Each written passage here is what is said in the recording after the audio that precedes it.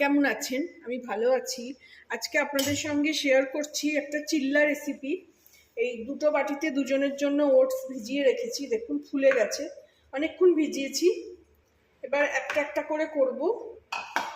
এটা আগে ঢেলে নেব, দিয়ে এতে আমি বেসন দেবো না, চালের গুঁড়ো দিয়ে করব। আর বাকি একটু নুন, কাঁচা লঙ্কা, পেঁয়াজ এইসব দিয়ে করব। তো বাকি প্রসেস নিয়ে আসছি। প্রথমে আমি এটাকে ঢেলে নিলাম, তারপরে আমি পেঁয়াজ কাঁচা লঙ্কা সব কুচিয়ে আনছি। এতে অনেক রকম সবজি দেওয়া যায়, কিন্তু আমার কাছে আজকে কিছুই নেই। সবজি থাকলে আপনারা ক্যাপসিকাম, গাজর, একটু ধনেপাতা কুচি দিলে খুব ভালো লাগে। তো এটাতে আমি এইরকম চামচে, এই চামচটা টেবিল চামচে 4 চামচ মতন ওটস ভিজিয়ে দিয়েছিলাম। তার সঙ্গে আমি একটু চালের গুঁড়ো দিয়ে দেবো। আপনারা চাইলে বেসনও দিতে পারেন, কিন্তু চালের গুঁড়োটা দিলে না খুব মুচমুচে হয়। এখানে আমি এরকমভাবে 2 চামচ, 4 চামচ ওটস দিয়েছি, 2 চামচ চালের গুঁড়ো দিয়ে দিলাম। দিয়ে এটাকে মিলিয়ে নেব, মিলিয়ে খানিকক্ষণ এটাকেও ভিজিয়ে দেবো, এটাও একটু ফুলে যাবে। তার মধ্যে আমি কাঁচা লঙ্কা আর পেঁয়াজটা ততক্ষণে কুচিয়ে নিচ্ছি। এই যে এইভাবে একটু ভিজিয়ে রাখলাম। একটু জল লাগলে দেবো, কারণ চিল্লা খুব মানে থকথকে হয় না। আর এটা না আমি খুব কলকাতায় থাকতে অনেকবার করেছি, খুব ভালো লাগে খেতে। আমি একটু মোটা করেই করি, খুব মানে খুব পাতলা করি না, মোটা করে করি, অনেকক্ষণ ধরে সেঁকে সেঁকে। তাতে কি হয়, একদম পিৎজা টাইপসের খেতে হয়।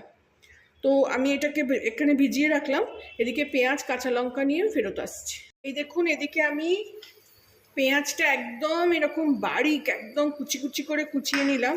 এই যন্ত্রটা আমার এত ভালো না, এত সুন্দর কোচানো হয়ে গেল। ওদিকে পেঁয়াজ দিয়ে দেবো আমি।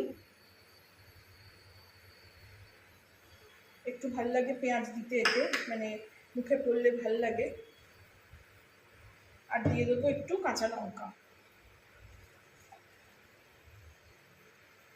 যে যেরকম ঝাল খাবেন সেরকম দেবেন। দিয়ে এটাকে আমি আরেকবার হাত দিয়ে একটু মিলিয়ে নেব। এতে দেবো আর একটা জিনিস, সেটা হলো একটা ডিম।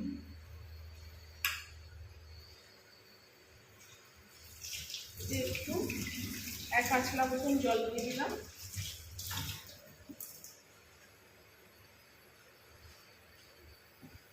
ডিম দিলে এতে ভীষণ ভালো হয়, একটা প্রোটিনও গেল, একটা ডিমও খাওয়া হলো।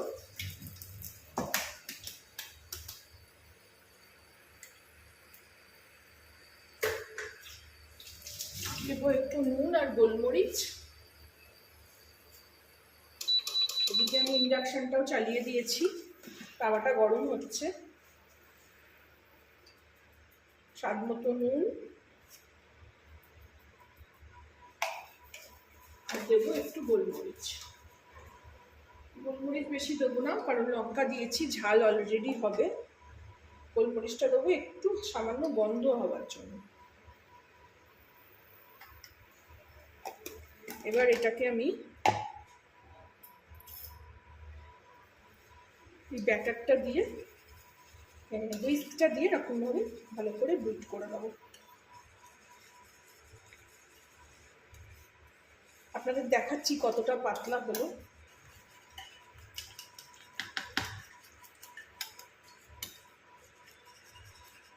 এটা ব্রেকফাস্ট হিসেবে কিংবা ব্রাঞ্চ হিসেবে খুবই ভালো একটা রেসিপি, খুব ভালো একটা খাবার। একটু আগে থেকে যদি ওটসটাকে ভিজিয়ে রেখে দেওয়া যায়, আর এগুলো তো আমাদের থাকেই, পেঁয়াজ কাঁচা লঙ্কা। এই যে ভালো করে এটাকে মিশিয়ে নিলাম। এবারে আমি চলে যাব গ্যাসে। এদিকে গ্যাস জ্বালিয়ে দিয়েছি, এতে দিয়ে দেবো একটু তেল। ননস্টিকে বেশি তেল লাগে না।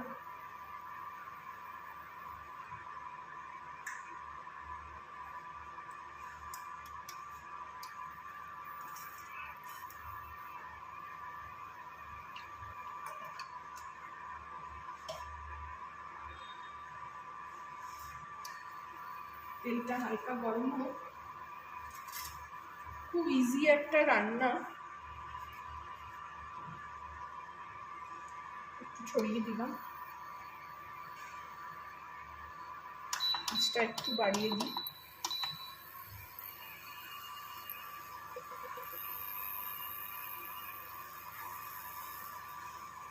তেলটা গরম হয়ে গেছে, এবার এটাকে আমি ঢেলে দেবো।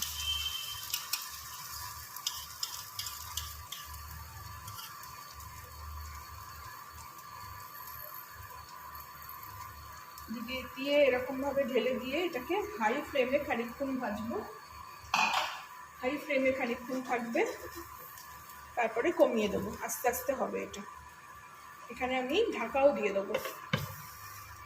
2 মিনিট লাগবো হাই ফ্লেমে, তারপরে এটাকে কমিয়ে একবারে 800 নিয়ে আসবো। 2 মিনিট পর এটাকে আমি কমিয়ে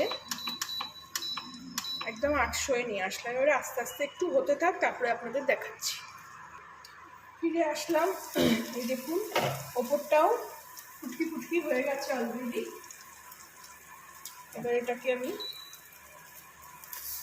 আস্তে করে তুলবো, তুলে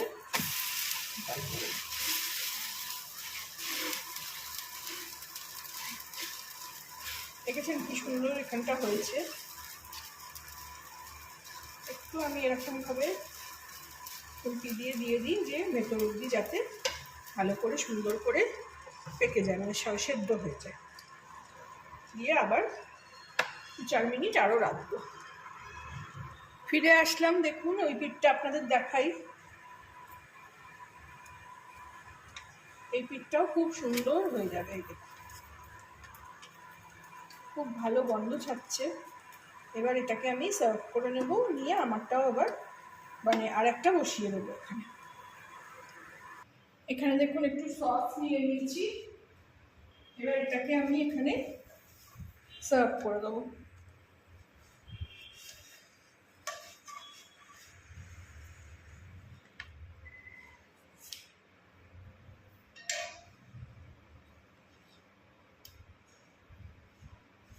রেডি হয়ে গেল আমার চিল্লা মানে ওটস চিল্লা ডিম দিয়ে, চালের গুঁড়ো দিয়ে। ভালো লাগলে আপনারাও ট্রাই করবেন, এটাকে জানাবেন আমাকে কেমন লাগলো আমি যেভাবে তৈরি করলাম। আমার চ্যানেলটাকে একটা লাইক, শেয়ার অ্যান্ড সাবস্ক্রাইব করে দেবেন। Thank you for watching.